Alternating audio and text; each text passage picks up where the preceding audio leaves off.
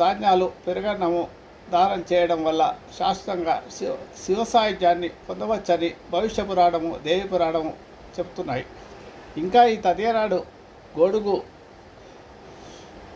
పాదరక్షలు, గోవు, భూమి, బంగారము మరియు వస్త్రాలు దానం చేయడం ఎంతో పుణ్యప్రదం. కాగా కొన్ని ప్రాంతాల్లో అక్షయ తృతీయ రోజున గౌరీదేవికి డోలోత్సవం కూడా జరుపుతారు.